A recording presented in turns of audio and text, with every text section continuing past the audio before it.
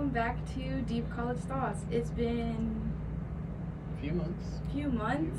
Yeah. I feel like we've been gone for years. Years. Yeah, we haven't even been doing this for years.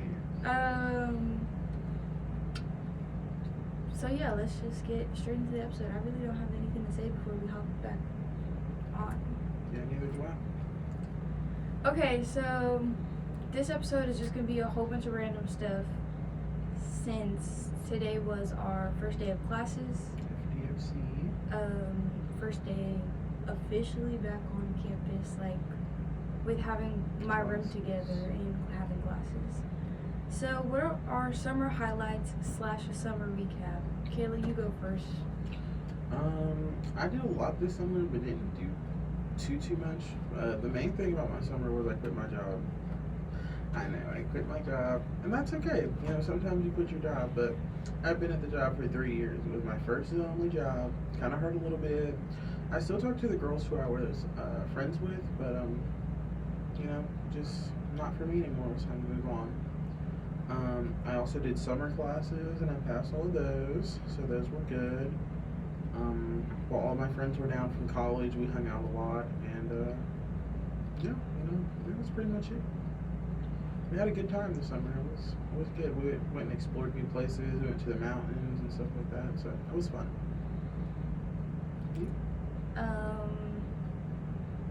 I got a job. Just that I got a job. I went to Florida for a week as a family vacation. My aunt got married. Shout out DP. Where else have I been? I went to the beach before we got back to campus. So I kind of been all over the place. I was working. I had like 3 little mini vacations. I don't think anything else really. I didn't take any classes. I needed a break, and it's okay. But I think that's all that happened over summer. Nothing really. Me and Kayla did hang out, guys. I swear we hung out. Yeah, not a lot, but we did. We did hang out. All right, slide 3. How do we feel about being second-year students?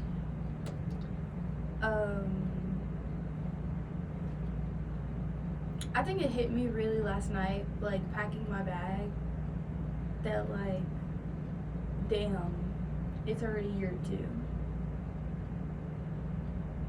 It just hit you last night? Yeah. When did it hit you? Yikes. Well, I don't really know, because I mean, for me, it is year 2, but it's also not year 2. It's Yeah. kind of year 4. So, you know, I mean, I feel good about this semester. I feel hopeful about this semester. You know, but I don't think it hit me like, oh my god, this is our second year, because I don't know, I've kind of been in that place for a while, like the college mode, like the doing the assignments and stuff like that. So, but this year I'm going into this year thinking a lot better than I did last year. I feel a lot better, just mentally, emotionally, physically. I just feel better, you know. So I have high hopes for this year. You know, I'm gonna speak good over my life. Okay, manifestation. Yeah, I think it hit me last night, especially, I was talking to my uncle and seeing like my 2 little cousins, like, and just like, oh yeah, you're gonna be pep talking them when it's their time to go to college. It kind of hit me like, wow, like I'm already into my second year. Soon enough, they're gonna be asking me to pay for their tuition, and I'm still gonna be a broke bitch. Period. Broke. Love that. Well, hopefully not forever. Okay, so how was the first day back? You didn't have an in-person class, so how does that I did feel? have one in-person class. Today? Yeah. Oh. Yeah. I think, well, my classes this semester are a lot like my classes were first semester of freshman year. Majority of them are online, and then I have like some in person, like 2 in person. I was gonna be 3, but now it's 2, which is fine. I'd actually do all online, but I feel like maybe I need some interaction. Not that my classes take attendance or anything, so technically I could just do it all online. But my first day felt good. I'm in a lot of higher level classes now, so it's a little scary. But you know, it's just it's less work, but you have to put more detail into the work because they expect more of you. Yeah. My first day back, I had 3 classes, all in person, plus my college algebra that is online, so really 4. It felt good though, waking up in the morning. I went to the caf to fill up my water bottle with ice. That breakfast line was too long, so I just had water all day today. I still haven't ate. It's okay. Yeah, I love being back on campus. I feel so at peace. So how was move-in? Let's not even start at move-in. Let's start when I did the drop and go and how I saw my room. Oh yeah, your room. Um, Well, my room was great at drop and go. I'm just gonna put that out there. But my building is newer and it's getting a facelift. Should we not put pictures in? You can have the pictures if you want, but I think it's also important if you add the pictures of what it looks like before, you have to add the pictures of what it looks like now because they did come in and do their job. Yes, they did. So we're gonna insert a picture of the before, bathroom, and after. Hi everyone, this is Editing Kayla. These are the pics that Jody sent me of her bathroom. These are also the pics that she sent to, well, the before pictures she sent to HRL and CRL. Now, they did come out and test for mold and mildew, and I don't think they came back with anything because they never let us know. I'm pretty sure they just came out, cleaned the showers, and changed the shower head, and cleaned her floors in her room. So this just shows that you should always advocate for yourself to have a clean living space. So I did the drop and go. I always do the drop and go so my dad can help me drop my mini fridge and all my big stuff that is really heavy. So on move-in day, I don't have a lot to move in besides like my clothes and my groceries. If your college campus has a drop and go, do it. Like if you can, do it because move-in day will be so much smoother.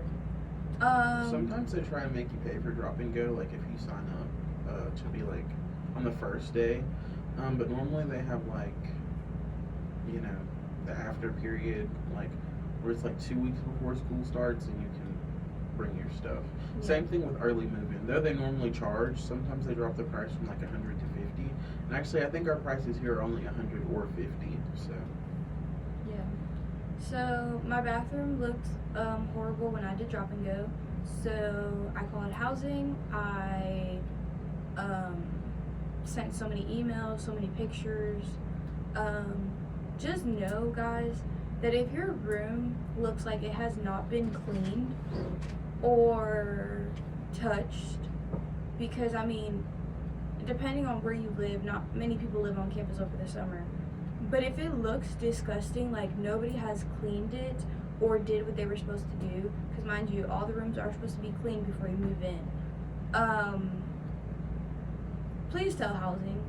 Please submit a fix-it report. Please advocate for yourself and don't be like, oh yeah, I can just buy the cleaning supplies and I'll clean it myself. Even though that's what my mindset was at, but when I saw my bathroom, my room wasn't that bad. My room was just, I have a rug. It's a little messy. But don't be like, oh, I'm just gonna buy the cleaning supplies and I'll do it, because it's their job. Like, it's not, yeah, you're living there, so it's like you're paying rent and all of that, but don't act like it's, oh, you're buying that house and you want it to be spotless clean. My video is probably already up on Instagram by the time this video comes out, of how I was cleaning my room, setting up my room, and all of that good stuff. A lot of people don't talk about that. Wipe all your stuff down. Yes, have cleaning supplies, because your room is gonna get messy. It's not like freshly clean even when you move in. Like, first thing I did when I moved in was wipe everything down with Clorox wipes. I even sprayed the bathroom even though they fixed the bathroom. But it's where you're gonna live. And if it's not, you don't feel comfortable where you're gonna live, you need to solve the problem. Yeah. I'm glad your moving was smooth. My moving was very smooth. I did drop and go also. I think I did it the week after Jotty.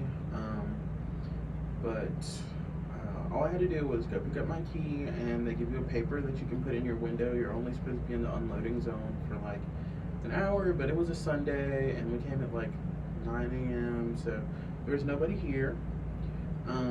We only stayed in the loading zone for about probably 30 minutes because they have those big carts that you can push. So we just put all my things in there and took it up to my room. I didn't start setting up immediately. I did wipe stuff down, like with Clorox wipes and stuff. I went and I checked my bathroom. My bathroom was great. Checked the sink, checked under the sink because sometimes, you know, the faucet can drip and it'll cause mold. So, but everything was fine. Set my bathroom stuff up, my towels, and I just recently got a bath mat. But yeah, then I moved in and then I set up my room and decorated it. So Yeah. yeah, decorating was fun. Still kind of decorating. Still making my mural my aunt used. So hopefully I'll have some footage of that soon. I do have a TikTok that I have made. I just haven't posted it yet. Me too. But yeah. Okay, so now since like first day of classes happened and moving has happened, we kind of wanted to go over like questions you should have answers to while moving into campus if it's your first year, or while moving into the apartments, the suites, whatever you're living on campus with, and also like classes, like just basic stuff and basic questions that you should all have an answer to, or at least try to get an answer to make your life a little easier when going into school. So the first one is, what are the check-in procedures for my residence hall? You should get an email about it. Same thing with drop and go, early arrival, all of that should be in an email. I know for us, you went to the housing building, right? No. Oh, so for you it was different. Yes. Depending on where you live, it's different. Normally, you're able to pick up your key in the lobby of where you live if you're moving in on moving day. But if you do drop and go and you live in certain areas, like where I live it's far away from the housing office. So they just had ours in the lobby of the apartments from across the street. So, but most of the freshmen and people who live like on main campus do have to go to the housing office just because it's closer. Yeah. But since our campus is so spread out, they can't make everybody go to the housing office unless you are doing a late move-in. Then they've already taken your key from the lobby and taken it back to the housing office, so you will have to get there before 5 p.m. And I think that's pretty standard everywhere, 5 p.m. Yeah. Also trying to find like specific move-in times and dates. Items that floor meetings, items that you can have in your room, and also what should you bring. I feel like what should you bring to campus is really different for everybody. Maybe there will be a TikTok. I'll make a TikTok of what I brought to campus so you guys can kind of see what's that. I'm also in the middle of making what's in my book bag, but I have 7 classes, so every day is a little different. So I might just say what's in my book bag, depending on the day. Fix-it reports, maintenance, that's the same thing as a fix-it report. I don't know what it's called on any other campus. Here, fix-it report. Like I said earlier, report anything that's wrong with your room.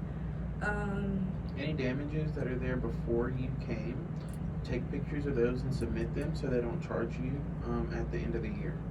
Because that is a real thing. they will try and charge you. And typically, Yes. you have 3 to 4 days from the date that you moved in. So if you moved in Monday, then your last day to submit, I would submit like before Thursday, or definitely before Friday. Yes. Rules when decorating your room. There should be all a list. When you get an email about moving in and all that move-in information, and there's also a list of what you can bring into that dorm room and what you cannot bring into the dorm room. If they say don't bring it, they do room checks, no matter where you live. So, just don't have it on campus. And some typical things that you can't bring are like lighters, any smoking paraphernalia, vapes, unprohibited, not unprohibited, but like, I guess, pets that haven't been certified by the office. You can't have a fish though. Yeah, you can't have a fish. Mom, if you bring me a fish, I will You flush can't. it down the toilet. She said she was gonna bring me a fish, so I told her I was gonna leave it at your dorm in the living room. Oh my. That would work. You want a fish? No. You can't have decorations hanging from your ceilings. No air fryers. No coffee pots. Certain dorms you can and can't have. I feel like you curtains. can have those in the kitchen, but you can't have it in your room. Right, but where's the kitchen? First floor for me. Right, but if you can't have it in your room and you can have it in the kitchen, where are you gonna put it? You're just gonna leave it in the kitchen? You could, and somebody gonna steal it unless you put your name on it. I wouldn't bring it. If they I say wouldn't bring don't it bring either. it, don't bring Last year somebody had an air fryer in our kitchen. Okay. That's when they were cooking that fish. I just wouldn't bring it. The list says don't bring it, don't bring it. I mean, there are certain things you can hide, but you know, you're not always going to be there for your room checks. I mean, I was, but some people are comfortable with other people just coming into their dorm and room checking. And I just think that if you have unprohibited stuff and you're not in your dorm, they're going to go looking for something because they want to find something. Yeah. Now that just might be me, but I just wouldn't have it. If the list says don't bring it, don't bring it. It's also one of those, like, okay, your RA has a key to your room to go in just in case of an emergency and stuff, but it's also like, okay, well, they're doing room checks. I don't want somebody else looking through my stuff Right. when I'm not there. Like, I'd rather be like, okay, yeah, you want to look through my drawers, go ahead. Like, I'm here to witness what you're doing, rather than somebody snooping around my room. Also, when you have guests over, or visitors, or overnight visitors, when somebody's staying in your room, that is all in an email. If you do not get an email, it's probably on campus websites. And if not, just Google, and it will pop up. Our policy here is you can have people over for 3 consecutive nights or 3 nights out of the month.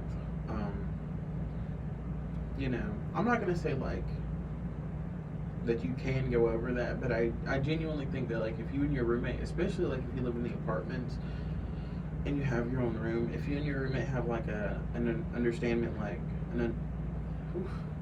an agreement, like, hey, this person is really close to me, they're probably going to come over more than 3 times a month, is that okay?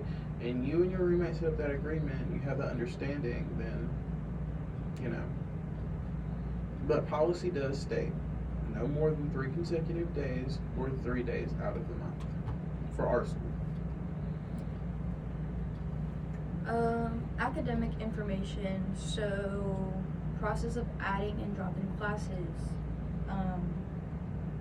Kaylee, you're the one for that. Okay, so the process of adding and dropping classes is really easy. If you want to add a class, what we use is Schedule Planner or Schedule Hero, whatever you want to call it. I know a lot of other campuses use that, or Courseicle, I think that's the one.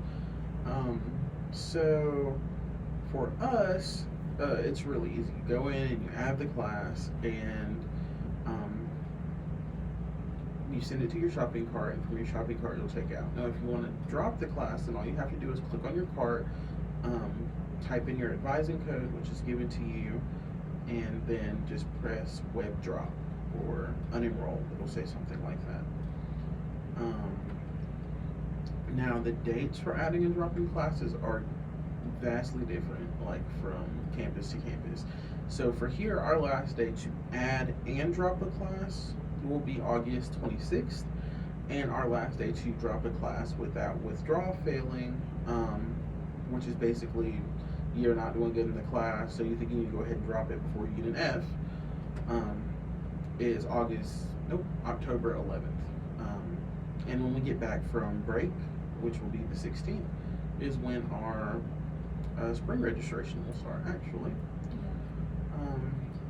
How do I access my course materials and syllabi? Everything's on Canvas, at least for our campus. Yeah, some campuses use Moodle, Canvas. I'm forgetting one because we used it at my high school. I don't think anybody uses like Google Classroom anymore. I've never used Google Classroom. You never used Google Classroom? Mm-hmm. I used it all through elementary school, middle school, and then high school we switched to Canvas. Yeah, I've always used Canvas or I can't think of what we use at the early college now that So yeah, whatever. Blackboard. Blackboard? Blackboard. What is Blackboard? I'm surprised you don't know what Blackboard is because literally anytime you tap into any of the buildings, it'll say Blackboard, BB. that's who built our little things. But Blackboard is a site that you go to access your classes. A lot of community colleges use them. Same thing with Moodle, because I don't know any regular campus that uses Moodle. Yeah. What resources are available for academic support, such as tutoring or study groups? Here on campus, we're kind of we're sitting in the level it's on. The library, literally, the library. Well, ours is in the basement. Well, lower the level. DMC. But literally, the library. Like as soon as you walk in, you can ask somebody, "Hey, I need tutoring for this, this, and this." Writing center, speaking center. If you're in Trio or McNair, they have tutors that they hire to help you with different things. Yeah. Different subjects. And I know some of my professors today said that if we need tutoring or stuff, they can get either themselves to help me or any student, because they were talking to the whole class, or they can contact a graduate student and put that as like volunteer hours for them and still get the point across, which I think is really nice. We also have 24-hour tutoring. It's through a website, so you will be like typing, but it does help. Like if you're like in a quick pinch and you really need some help.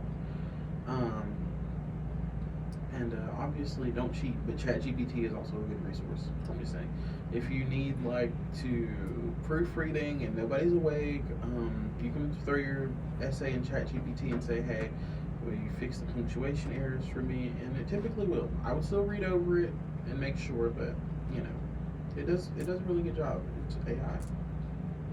How do I contact my professors or teaching assistants outside of class? They should announce that on the first day of class, or it's going to be in your syllabus. Everything is going to be in your syllabus. We'll get into that later. What are the deadlines for major academic milestones such as exams and projects? That should all be in your syllabus also. It's always like midterms always come around September. October before you drop your not your midterm grades.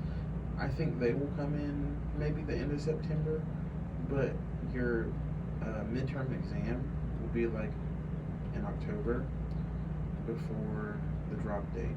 For real? Mine are all in September. Well, then that's good. My 4 classes that I had today. Because it'll be before the drop date. Your midterm should be before your drop date, so you can know if you're on the right path or not, basically. Yeah. And then your final exams will be, you'll have your last day of classes, which for us is December 4th, and then finals reading day is the next day, which is the 5th, and then finals are like from the 6th to the 12th. Safety and security. I can't speak. It's okay. Um, Basically all the safety measures and emergency protocols, contact numbers, and all of that information. Where I live, all the contact, like emergency numbers, are on every single door, even the elevator, like it's all around the building. There's also some on the outside doors if you need to call campus police or the RA on duty because you lost your ID and it's 2 o'clock in the morning or something like that. So yeah, if not, I know I got an email about campus doing like this safety safety event for people to learn like what to do if a fire drill happens, what to do if a an emergency happens on campus, like what do we do? It's not mandatory to do that. You should know, or at least get your information to know, but it's not mandatory to go to that like little event / meeting. And if you can't find anything, you can literally search up anything and just put your school name, and always look for your school website and make sure that it's your actual school website, and any information that's on there should be recent, should be up to date. Yeah. You got anything to add? I don't know if that one, but this next one says, what do I do if I lose my student ID or other important documents?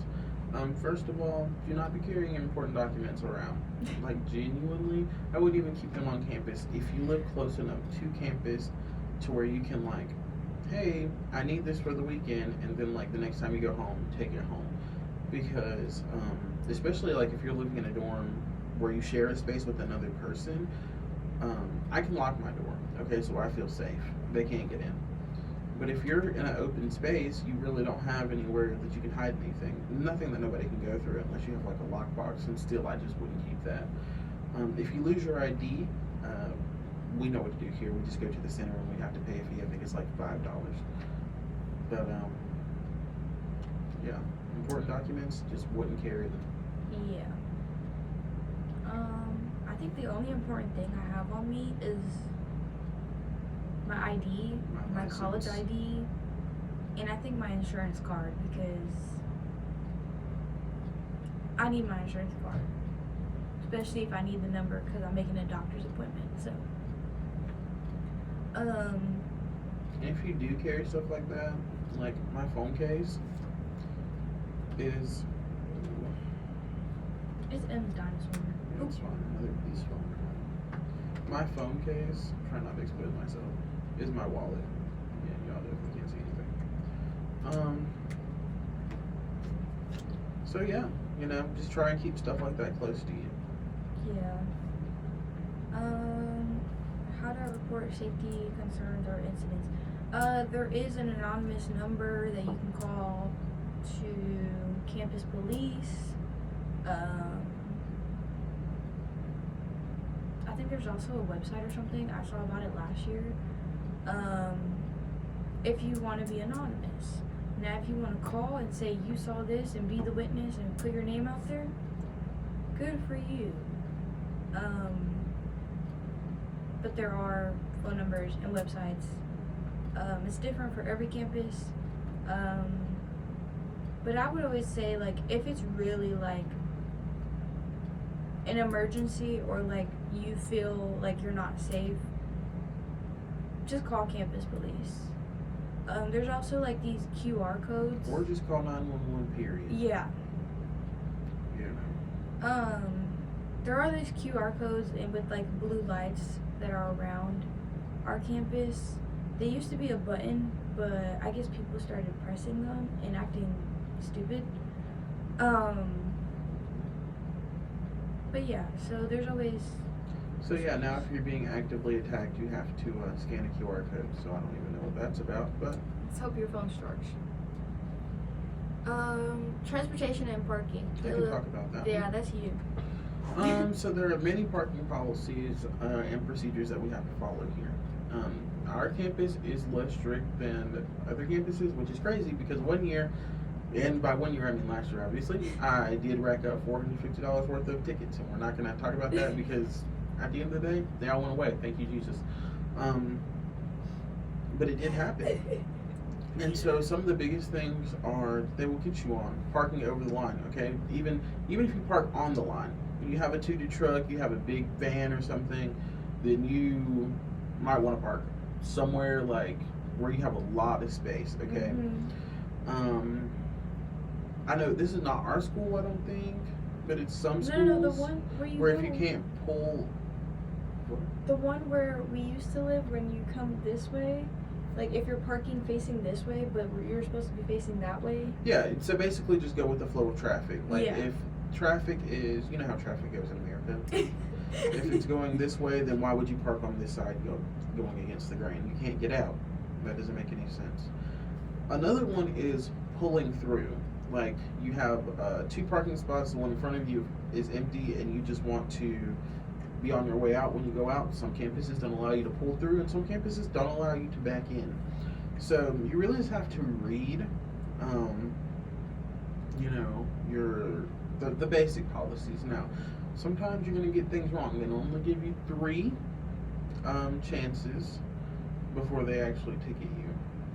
Unless you're parked in like a fire lane or I don't know something, then they'll immediately ticket you. But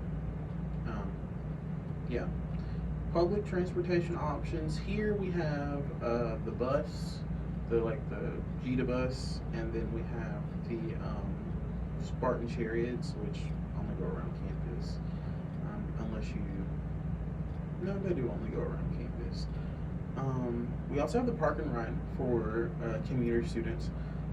It's like, I don't want to tell all of our business, but you park by the Coliseum and they come and get you and take you to your class. But that's good though, because like you park far away where you don't have to deal with a lot of like traffic and like a hard time finding parking, and you don't also have to like walk all the way to campus. Because it is a 2-mile walk just from the just to campus. And I like that they make sure that like if you have like a late class, like someone that's driving the bus will make sure to take you to your car after that class. But like if you have plans to go like do something or an event or something, I don't know how that goes, but I know last year one of the professors were trying to get contacts for a student because her last class ended at 8 or 7:30. It was after 7 because that's when the park and ride ends. Yeah. So they extended it for her, but they didn't extend it for like any other student. Well, that's good. Yeah. They do have bike rentals, not like at the school, but just like in the town of Greensboro, period. They're The actually ones that are where outside your house? Yeah, they're actually where I live, and they're scooters that you can rent too. Yeah, I think that's it for the transportation thing. Just make sure know where you're parking. If you have a parking pass, know that it's a certified lot that you can park in, that you have the right pass. If you're parking in one of the decks, I know that our decks are free on the weekend, so if you're trying to have guests over, then the weekend's probably the best time for you. And yeah, just try and just be a good driver, guys. Come on, it's not that hard. I have a COVID license, so it's really not that hard. Tech and communication. How do I set up and access my student email and online accounts? So Actually, I have no idea. I'm pretty sure the email was just set up for us, and we put in our password. I was just given my email. I wasn't. So when you're applying, What do you mean you weren't just given your email? I wasn't. Okay. I'm gonna take you through the process. Yeah, okay. take me through the process. So when you're applying to campuses and colleges and community colleges and everything, they're gonna send you emails to the email that you provided. So I put my personal email, and then within that personal email, once you accept your acceptance and all of that, they're gonna send you well, before that happens, they send you like your email / an easy password to see if you got accepted or if you didn't get accepted and all of that. And that's like its own little portal. Then you get into the actual portal once you accept your acceptance. So they did just give you your email? No, so they emailed me a link. Then I had to set up my own email and my own password. You didn't set up your own email? Like your email account? You set up your password, but like your email, like what it is, the university set that up. Yeah.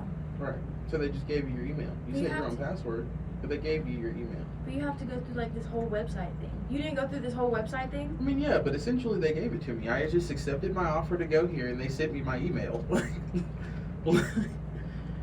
not what I had to do. I had to verify it was me like 3 fucking times.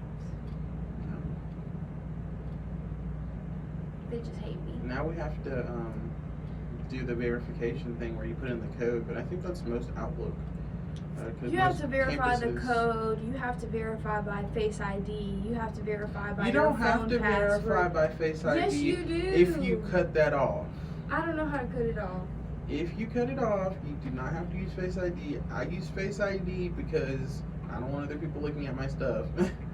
Well, first of all, when we first started, first semester, freshman year, it was verify it's you through a text message. Then they switched second semester, verify it's you through a code. And now it's verified through a code, Face ID. And sometimes if my Face ID isn't working, they have to send me a text. I never have that many problems, guys. I normally just put it in. I don't know. Mine be working. Maybe it's just me. My phone's broken. My Instagram not working. My Snapchat not working. My messages not working. Wow. And I don't blame it on the school Wi-Fi. They did change our school Wi-Fi. What are the procedures for dealing with tech issues or assisting tech support? Library. Is that where it is? Right. I think so. Library. I think it's on the first floor for us. I'm not sure. We didn't talk about evacuation plans. Our evacuation plans is get out of the building. Get out of the building if the building is on fire. If there's a tornado, I'm leaving. The tornado, if you there's leaving? There's a tornado, I'm leaving. So I don't know what's gonna happen to everybody else. No, I feel like, isn't there, if there's a tornado, you need to go like where there's no windows and stuff? Yeah, but I'm leaving. So the bathroom. Right. Yeah, you can go to the bathroom. I'm getting in my car and I'm going home. How? There's a tornado outside. If there is a tornado, you're telling me, but you think I'm gonna stay in Greensboro? If they're like, we're a tornado watch, no, I'm going. So you're gonna take me with you? No. I turn now. Good luck, everybody else. What are the payment deadlines for tuition and other fees? Ours, first day that you move. Well, first day that move in is available. August 14th. Yeah. Is when it was due. Sometimes you have extenuating circumstances that will give you another 14 days until they extend it out to be the 28th. But typically it is the 14th or just the day before mass move-in, just so that they can make sure that you can that all your stuff is paid for. Also, the state of North Carolina will not let you enter another semester without paying your balance from the previous semester. So let's say you owe on your summer classes and you haven't paid all your summer classes off yet. Well, before that, you can enroll in your fall classes, that will make you pay that summer balance. So if you haven't paid the summer balance, then they will unenroll you. But here on our campus, if you can pay that summer balance down to at least $200, then you can enroll in a payment plan to pay off the rest of that $200 and your fall tuition. The way that you manage your financial aid is logging onto the FAFSA website. You can actually see how much you owe in student loans and actually start going ahead and paying on your student loans. Some people don't know that, but yeah, just go ahead and log in. I just went and fiddled with that the website one day, which is how I found it, which was really neat because I didn't know that I could see and start paying on them actually. Scholarship status, all of that should be in your portal. So we use a Genie here. That's what it's called, Genie. So It is Genie. We just log in and we look at the state of our status, like how much we're paying for each thing. Yeah, but also, if you want to see like if your aid package went through to your bill, you can just go to your portal and everything should say It's an exactly. itemized list. Yeah. Some of the things you'll see you won't like athletics fee. And that's why I started going to baseball games But because who cares, you know? It's only like $10, $8. No, it's not. One of them is only $8. I don't know. Okay, well actually, the fee for like athletics fee is like 50 something. Oh, my bad, $50. So every baseball game, that's a home game. I'll be there. I won't, but that's okay. I want to go to a basketball game this semester, That's good. but I don't feel like walking all the way over there. You know, I'm pretty sure I know somebody that will go with me. No gracias. It would be nice if they go against A&T. Oh yeah, I'm not going to that. Why? I'm not gonna go watch Blue and Gold play against Blue and Gold. I'm so sorry. I sound so like. So what would you do if it was Duke and Carolina? That's different. That's not Blue and Gold and Blue and Gold. That's light blue versus like Dark blue. And first of all, they're both Ivy League schools who play regularly on TV and are regularly in the top 3 on the ACC team. Yeah, I know. I have ESPN Plus. I watch all the games. Okay, good for you. But don't try and compare UNCG versus A&T to Duke versus Carolina. Okay, but you brought up blue and gold like if the color wasn't a fucking difference. There's no difference in the color, guys. Okay? I'm telling you, and I know I'm supposed to be one's a Spartan and one's a dog? It's an Aggie. A dog.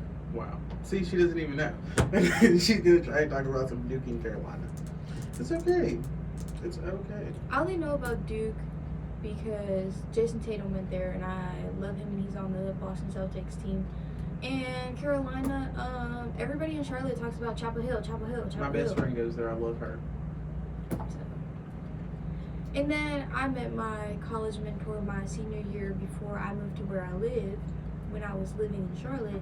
And he told me he went to Chapel Hill and he did not like it because it was not diverse. And he's Hispanic and he just felt like he wasn't welcome. So he dropped out. I do think that Chapel Hill is diverse. But I think that it has the diversity is a different atmosphere. I don't think there's a difference in UNCG diversity and Chapel Hill diversity. Because they are diverse, just maybe not in the way that you would think. And that's why it's important to visit the campuses that you want to go to. And make sure, like, if you know that you want to be around certain people, go to that campus and look and see if those certain people are there, you know? It's okay to pick the wrong school too, you know? It's okay to transfer. Okay. So your syllabus will be something that's really easy to read. It normally comes with a whole list of dates of every assignment that's due for the rest of the school year, the expectations, the grading scale, a course description, what time your professor's office hours are, you know, if you have a TA, it'll give information about them and how to contact them, their office, and their office hours. It'll tell you the textbook that you need and any policies and learning outcomes that you expect. Now, the biggest thing for college students are your dates, your late policy, because let's be honest, people are going to be late, the time to drop out, and the grading scale. So here, you know, we work on the regular grading scale. For some classes, they can change it. Just professors can change it if they want to. Okay, but most of the time, you're gonna have the standard.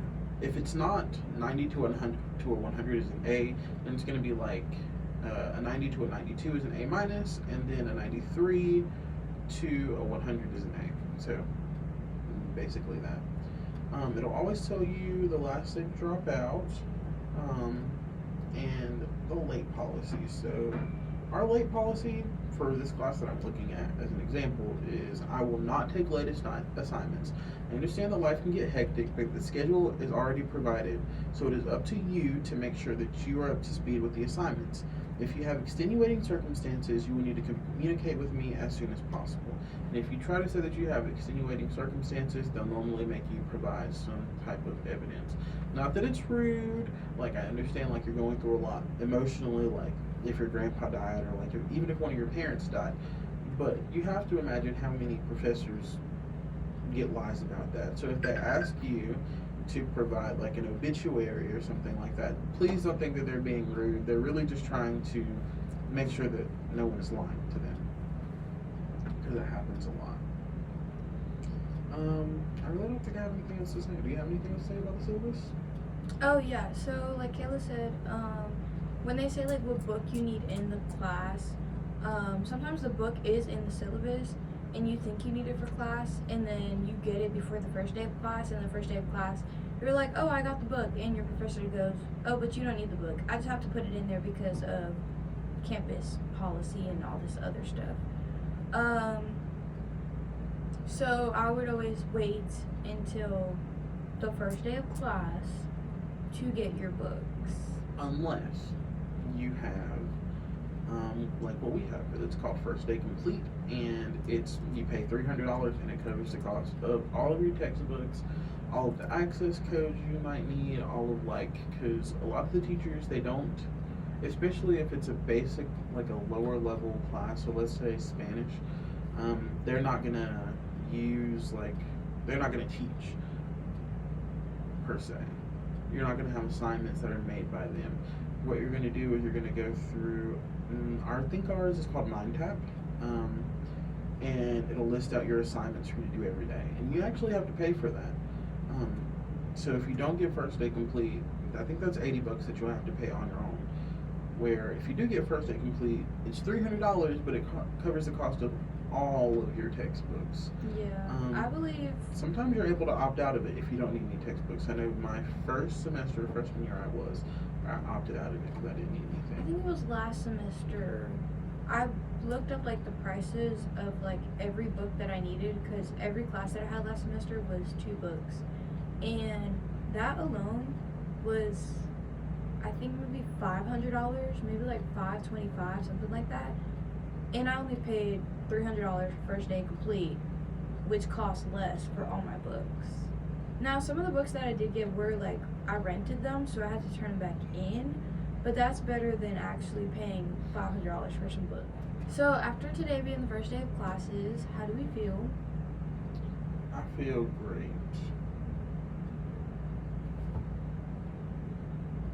I feel great. I feel like I'm gonna do great this semester. I'm speaking good over my life.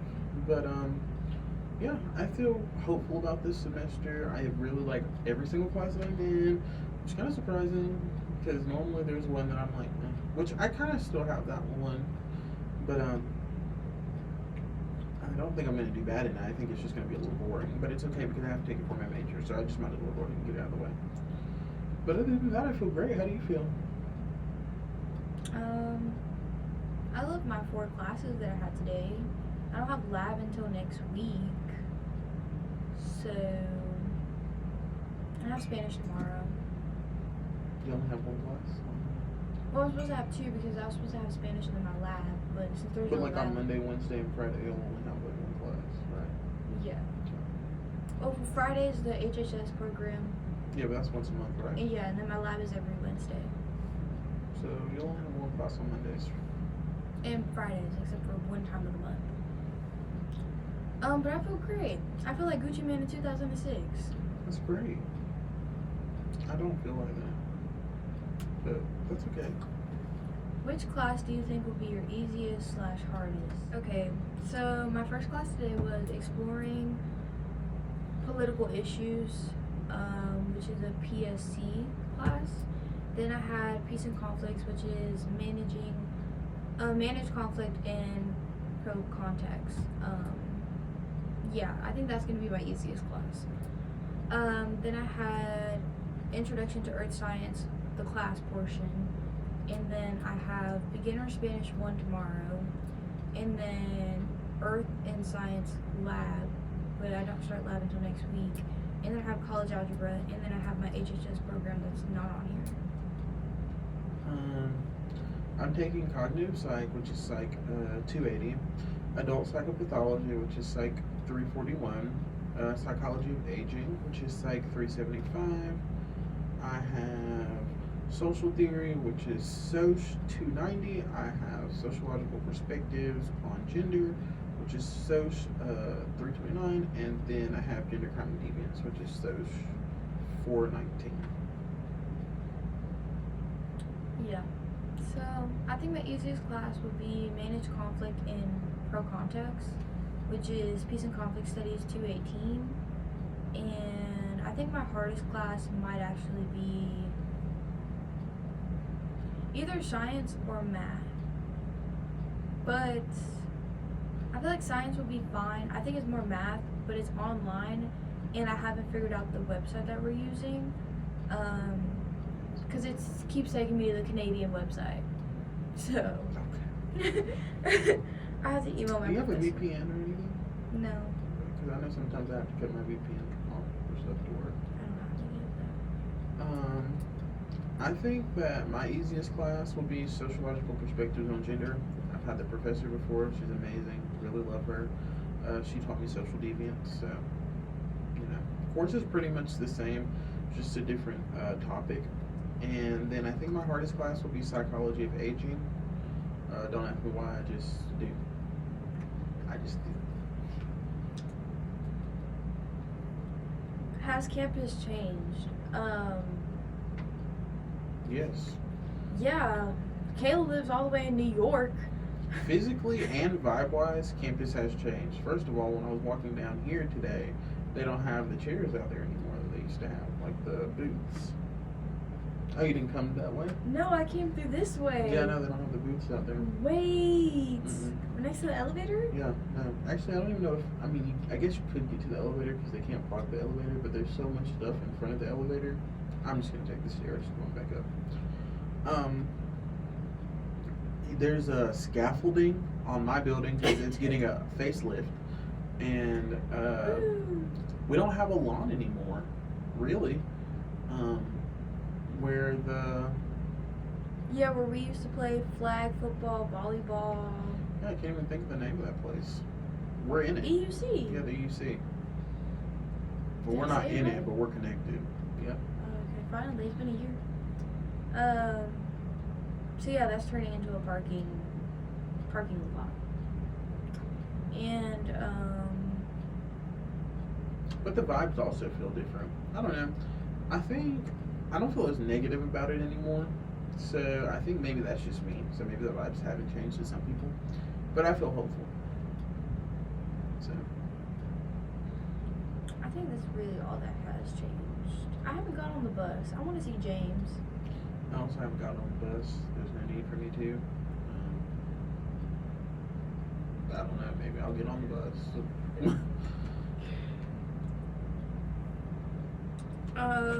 Future plans. So set a goal for yourself for this first semester back. I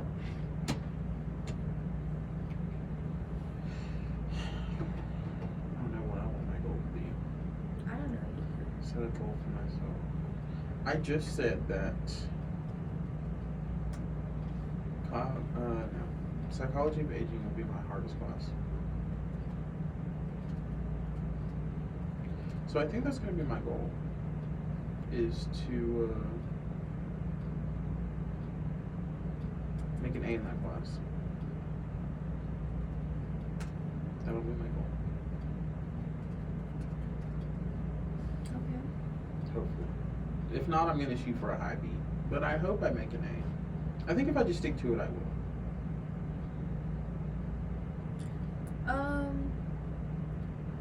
I hope that I actually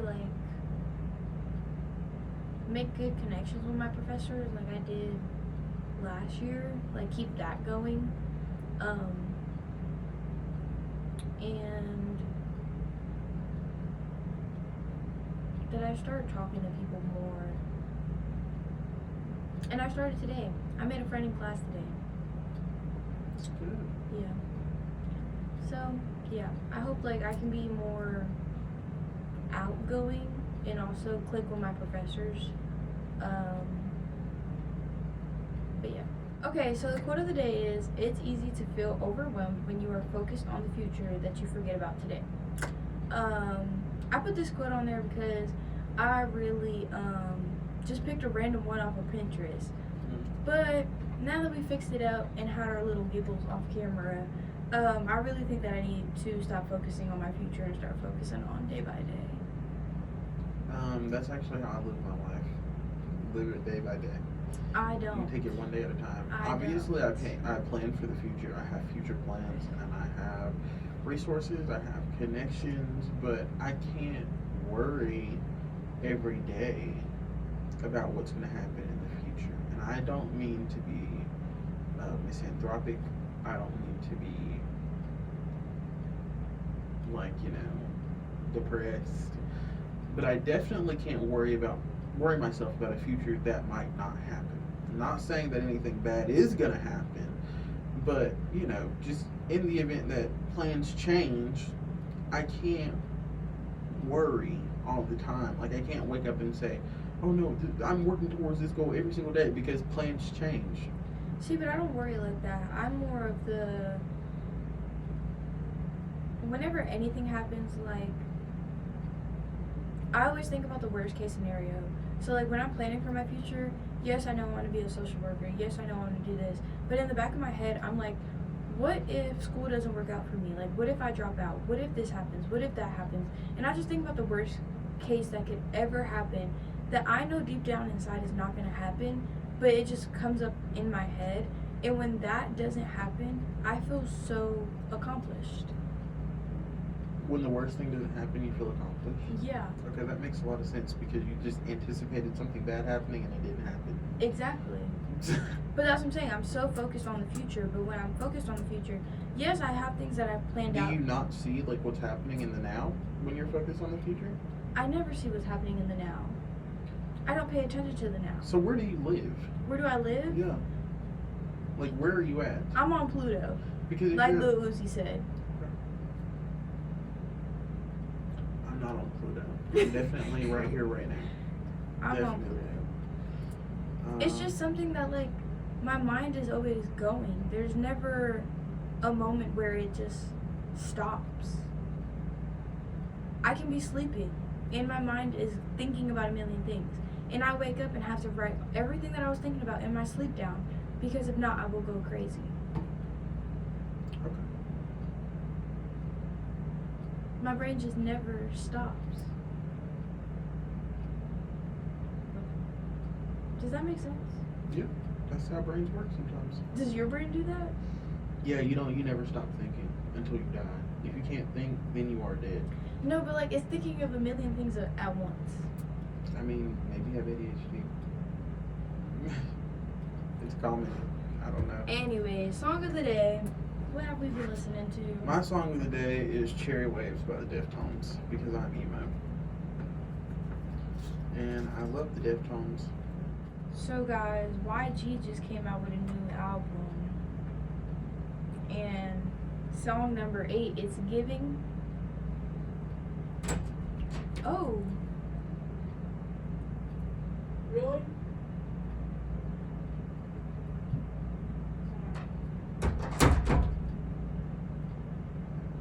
Who was that? I don't know, but why'd they say really like it was our fault? Well, I'm glad I caught that on camera. Me too. Until next time, goodbye. Bye guys.